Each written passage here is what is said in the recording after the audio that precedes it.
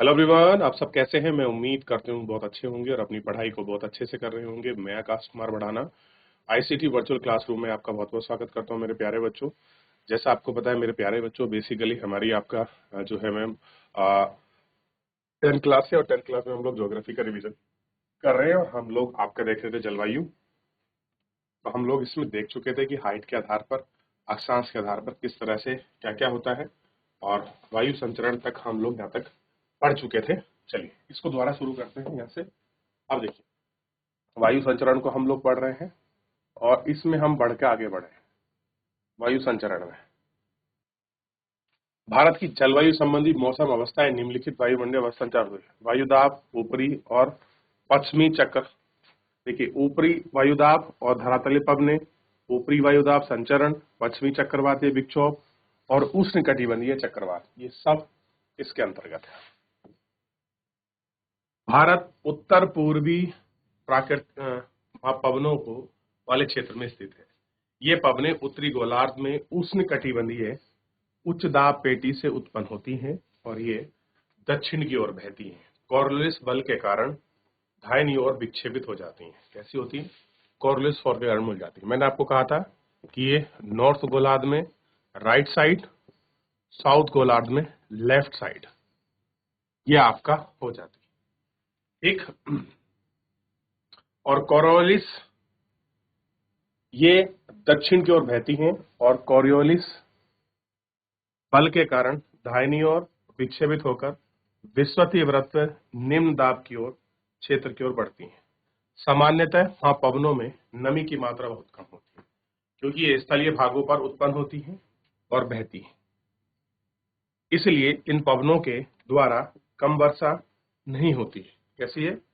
जब ये ऊपर से जाएंगी तो इनके पास मॉइस्चर कम होगा, तो मॉइस्चर कम होगा तो ये ऊपर उड़ जाएंगे और ऊपर उठने के बाद लंबा ट्रैवल कर जाएंगी और इनमें वर्षा कम होती है। इस प्रकार शुष्क क्षेत्र होना चाहिए, लेकिन ऐसा नहीं है। आइए इनको देख लें कि क्यों।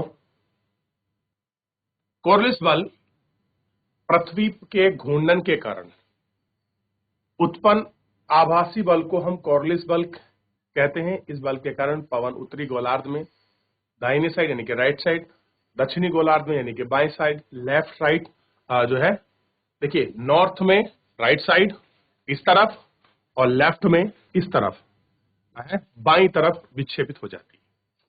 तो भारत की वायुदाब प्रणाली, अब हम भारत की अगर हम वायुदाब प्रणाली को देखेंगे तो दाब और पवन तंत्र अद्वितीय हैं।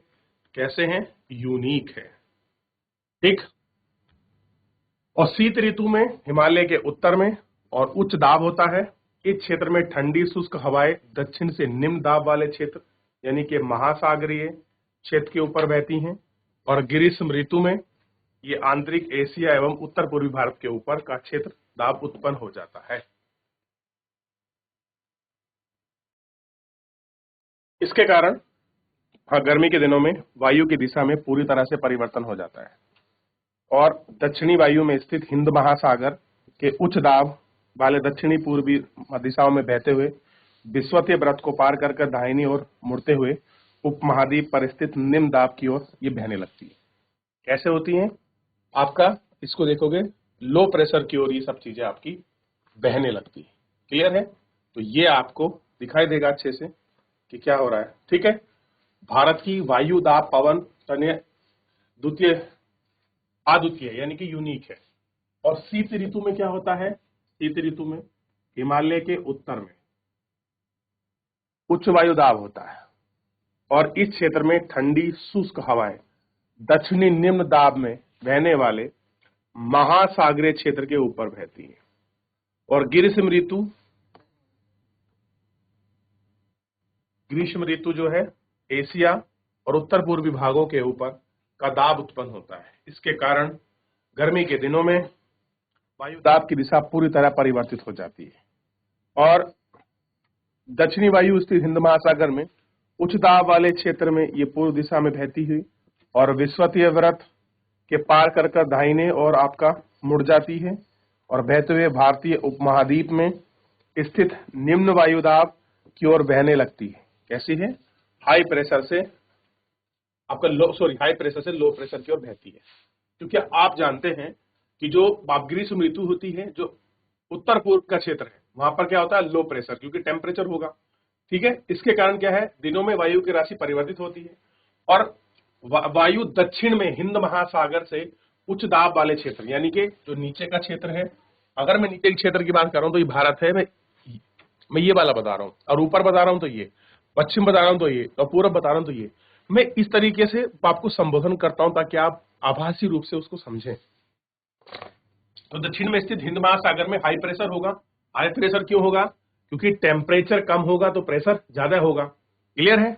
अब उत्तर में गर्मी है तो वहां क्या होगा, प्रेशर कम होगा, तो हवा कैसे चलेंगी, हाई प्रेशर टू आपका लो प्रेशर, तो हवा दक्षिण से उत्तर की तरफ चलेंगी।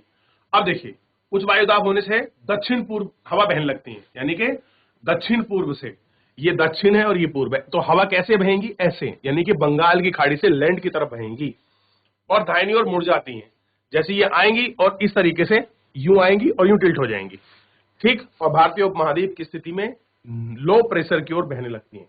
आपको पता है हवा कहां से बहती है, high pressure to low pressure, ये इसका एक क्या है, अपना पैटर्न है, और दक्षिणी पश्चिमी मानसून के नाम से जाना जाता है। इसके नाम से जानते हैं, दक्षिणी पश्चिमी जो मानसून है उसके नाम से जाना जाता है। पवन कोषण महासागर के ऊपर बहती है और नमी को ग्रहण करती है। अगर कोई हवा लैंड से निकलेगी तो वो शुष्क होगी, ड्राई होगी, उष्ण होगी। अगर वो हवा आपका सी से गुजरेगी तो उसमें क्या होगा, शुष्क तो होगी लेकिन उसमें नमी की परसेंटेज होगी, उष्ण नहीं होगी, उसमें नमी होगा, और वो नमी को ग्रहण करती हैं। और जब ये हवा भारत की भूमि के ऊपर पहुंचती है तो क्या करती हैं, वर्षा करती हैं। इसीलिए अगर कोई हवा, कोई दाब प्रेशर, ये कोई हवा अगर आपके समुद्र से लैंड की तरफ चल रही है तो वर्षा करेगी, अगर वो लैंड से चल रही है तो वो वर्षा नहीं करती है, करती है तो बहुत कम करती है। क्लियर है।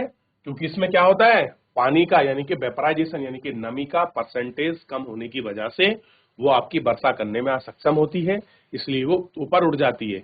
यही कारण है, जो ये हवा चल रही है ना, कहां से, अभी दिखाया था उत्तर पूर्व की तरफ से बात कर रहे थे ना, ये देखिए दक्षिणी पूर्व, अब ये हवा चली है, ये दक्षिणी पूर्व, अब ये हवा चली ऐसे, तो जब तक ये लैंड्स में वहां प्रवेश करी और ऐसे करते करते पहुंची, और जब ये आपका राजस्थान और गुजरात वाले क्षेत्र पर आती हैं तो टेम्परेचर गर्म होने की वजह से ये और ऊपर उड़ जाती है, और यहाँ इन्हें वेपराइजेशन, जलवाष्प न मिलने की वजह से ये इसको पार कर देती हैं, और यही कारण है कि उन क्षेत्रों में वर्षा नहीं होती है। क्या नहीं होती है, वर्षा नहीं होती है। इस प्रदेश के ऊपरी संचरण प्रवाह का प्रभाव हो जाता है, और इसका एक प्रमुख घटक क्या है, आपका जेट धारा है। कैसा है, जेट धारा। जेट धाराएं लगभग 27 डिग्री 30 उत्तर अक्षांश के बीच स्थित होती हैं, इसलिए इन्हें उपोष्ण कटिबंधीय पश्चिमी जेट धारा कहा जाता है। भारत में जेट धाराएं ग्रीष्म ऋतु को छोड़कर पूरे हिमालय के, कैसा है, ग्रीष्म ऋतु को छोड़कर पूरे वर्ष हिमालय के दक्षिण में प्रवाह होती है, दक्षिण में प्रवाह होती है। इसलिए पश्चिमी प्रवाह के द्वारा देश के उत्तर और उत्तर पश्चिम भागों में पश्चिमी चक्रवाती विक्षोभ आता है, और सूर्य की आभासी गति के साथ ही उष्णकटिबंधीय स्ट्रीम की धारा हिमालय के उत्तर में चलती है, जो एक पूर्वी जेट धारा उपोष्ण जेट धारा के रूप में कहा जाता है। कैसा है, इसको हम एक आपका जेट धारा के रूप में कहा जाता है, और उपोष्ण कटिबंधीय जेट पूर्वी जेट धारा कहा जाता है। और गर्मी के महीने में प्रायद्वीपीय भारत के ऊपर लगभग 14 डिग्री उत्तरी अक्षांश में यह प्रभावित होती है। कितनी होती है, प्रभावित होती है। क्लियर है, यह आपको देखना चाहिए। आगे देखते हैं, पश्चिमी चक्रवातीय विक्षोभ सर्दी के महीने में उत्पन्न होने वाला, ध्यान दीजिए, वेस्टर्न साइक्लोन जो आपका डिस्टरबेंस होता है उसको देखते हैं। ये क्या है, ध्यान रखिए, कब होता है, सर्दी के मौसम में उत्पन्न होता है, तो यह ध्यान रहना चाहिए, ना कि गर्मी में। कब हो रहा है, सर्दी में। और क्या है, चक्रवातीय विक्षोभ भूमध्य रेखा क्षेत्र से आने वाले पश्चिमी प्रवाह के कारण होता है। कह रहे जो मेडिटेरियन सी कहाँ है, भूमध्य सागर, आप देखिए गल्फ ऑफ अदन खाड़ी को देखिए, पोर्ट सईद, पोर्ट स्वेज को देखिए, अफ्रीका और एशिया के बीच में पड़ता है।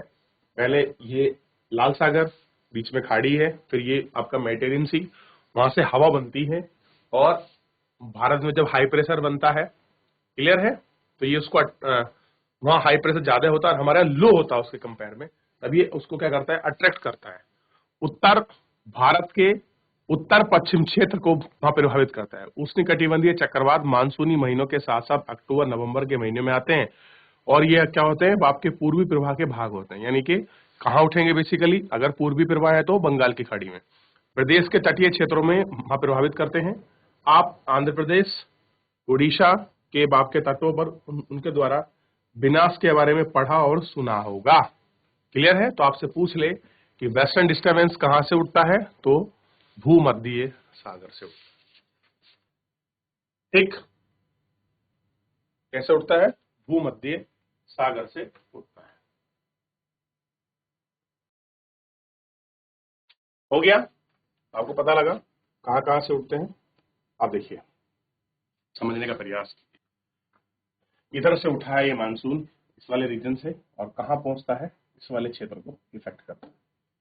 बंगाल की खाड़ी के उठने वाले मानसून इस तरीके से चलते हैं, अरब सागर से उठने वाले मानसून इस तरीके से, और ये हिंद महासागर से ऐसे ही बढ़ जाते हैं। बहुत बार ये ऊपर से भी चलते हैं।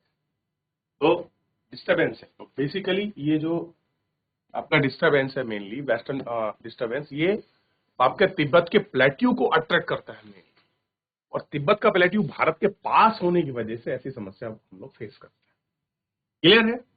तो थोड़ा कंडीशन देखिए, जैसे ये अरब सागर है, बंगाल की खाड़ी, हिंद महासागर है, ऊपर आपका हिमालय है, और यहाँ तिब्बत है, रूफ और पठार है, और इधर से आप देखेंगे ये आपका साइबेरिया रीजन है, ठंडी हवाएं आती हैं इधर से। क्लियर है?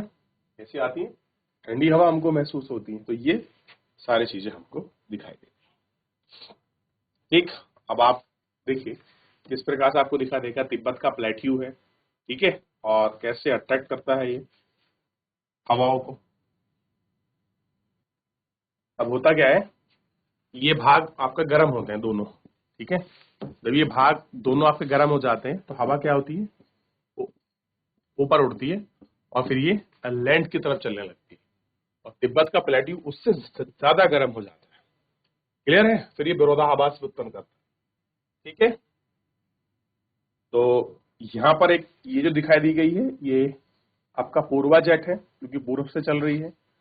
ये उपोष्ण जेट आपको दिखाई देगी, उपोष्ण वाली ये, ठीक है। और तीर रूप में कहा है, ये धरातलीय, आपको पवनों के रूप में भी देखने के लिए मिल जाए। क्लियर है? तो ये थोड़ा सा प्रकार वहां चीजें हैं, अब आप इनको यहाँ अप्लाई करोगे। देखिए, भारतीय मानसून की बात करें, ठीक, तो आपको पता होना चाहिए भारतीय मानसून कैसी है, जलवायु है, और यहाँ पर उष्ण कटिबंधीय और उपोष्ण कटिबंधीय दोनों प्रकार की जलवायु। जैसे मैंने आपको बताया था, ये जो कर्क रेखा से नीचे का रीजन है, ये कैसा है, उष्ण कटिबंधीय, और ये जो रीजन है इससे ऊपर वाला जिसकी हम बात कर रहे थे, तो ये है उपोष्ण। कैसा है, उपोष्ण। क्लियर है? ये दोनों चीज इसमें है, ठीक, ये आपको ध्यान रखना।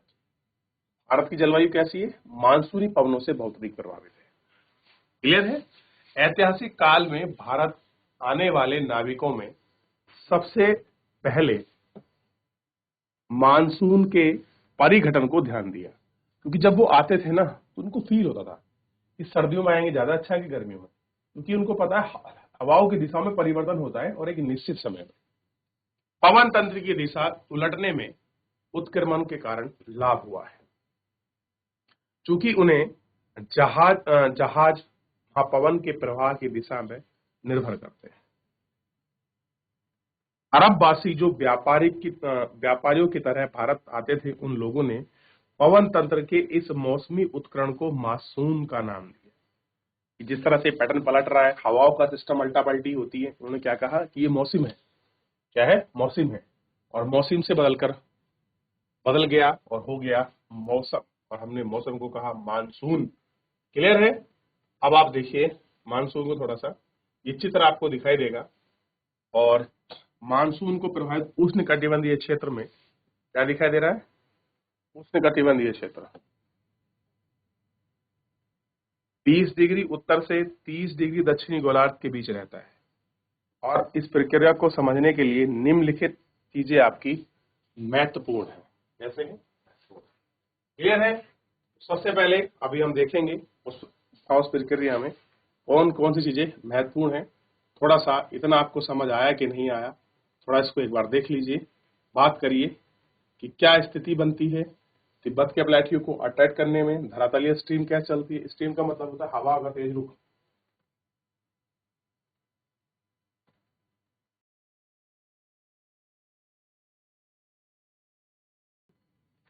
स्थल तथा जल के गर्म और ठंडे होने की भेदन प्रक्रिया के कारण भारत के स्थल भाग पर निम्न दाब का क्षेत्र बनता है। कैसे बनता है? Low pressure. जबकि इसके आसपास के समुद्र के ऊपर हाई प्रेशर का क्षेत्र बनता है। लैंड पर लो प्रेशर और समुद्र पर हाई प्रेशर। हाई प्रेशर यानी कि टेम्परेचर कम होगा तो प्रेशर हाई होगा, टेम्परेचर ज्यादा होगा तो प्रेशर कम होगा। कारण क्या है? लैंड जल्दी गर्म होता है तो जल्दी हीट आ जाएगी और जल्दी ही ठंडा हो जाता है। समुद्र देर से गर्म होता है और देर से ठंडा होता है। बी, ग्रीष्म ऋतु के दिनों में अंतः उष्णकटिबंधीय आवासन क्षेत्र में स्थिति गंगा के मैदान की ओर खिसक जाती है। यह विषुवतीय गर्त है जो प्रायः 5 डिग्री उत्तर में स्थित होती है। मानसूनी ऋतु मानसून गर्त के नाम से जाना जाता है। हिंद महासागर, मेडागास्कर और पूर्व में लगभग 20 डिग्री उत्तरी अक्षांश के ऊपर उच्च दाब वाला क्षेत्र होता है। कैसे होता है? हाई प्रेशर वाला क्षेत्र होता है। उच्च दाब वाले क्षेत्र में स्थित तीव्र भारतीय मानसून को आपका प्रभावित करता है। कैसे करता है? हाई प्रेशर जो है उसको वो आपका प्रभावित करता है। ग्रीष्म ऋतु तिब्बत के पठार में बहुत अधिक गर्म हो जाता है और जिसके परिणाम स्वरूप पठार के ऊपर समुद्र तल से लगभग 9 किमी ऊंचाई पर ऊर्ध्वाधर धाराओं और उच्च दाब का निर्माण होता है। ग्रीष्म ऋतु आपके हिमालय के उत्तर पश्चिम धाराओं तथा भौगोलिक प्राकृतिक तट के ऊपर उष्णकटिबंधीय आपके पूर्वा जेट को प्रभावित करता है। क्या करता है? प्रभावित इसको, पूर्वा जेट को। ग्रीष्म ऋतु में तिब्बत का पठार बहुत गर्म हो जाता है तो अब क्या होगा इसके फलस्वरूप? समुद्र की किनारे से कितना है वो 9 किलोमीटर ऊंचा है तो धारा क्या होंगी? हाई प्रेशर का निर्माण हो जाएगा। ठीक इसी रेस में क्या होता है? हाई प्रेशर का निर्माण होता है। ठीक, अब जैसे दोबारा समझते हैं। ग्रीष्म ऋतु के दिनों में उष्णकटिबंधीय क्षेत्र अभिसरण मतलब मिलने का क्षेत्र है। गंगा की मैदान की ओर भाप खिसक जाता है, यानी कि जो क्षेत्र नीचे मिलना था वो कहाँ आ गया? ऊपर की तरफ आ गया। तो जो 5 डिग्री में स्थित था वो थोड़ा अब कहां बढ़ गया? ऊपर की ओर। ठीक, हिंद महासागर से मेडागास्कर जो आपका नीचे का रीजन है हिंद महासागर वाला, वहां गर्म हो गया। 20 डिग्री अक्षांश के ऊपर का क्षेत्र हो जाता है। अब वहां क्या हो गया कि अब जो कंडीशन नीचे बननी थी वो अब कहां बन रही है? 20 डिग्री के आसपास, क्योंकि वो शिफ्ट हो गया ऊपर की तरफ। और इस उच्च दाब वाले क्षेत्र में कैसे हैं? ये जो हाई प्रेशर है क्षेत्र में, ये मानसून प्रभावित है और ग्रीष्म ऋतु तिब्बत के पठार में बहुत अधिक गर्म हो जाता है और परिणाम स्वरूप समुद्र तल और 9 किलोमीटर की ऊंचाई के साथ ये आपका तीव्र होता है और धाराओं को और उच्च दाब को निर्माण करता है। कैसे होता है? उच्च दाब का निर्माण करता है। ठीक है,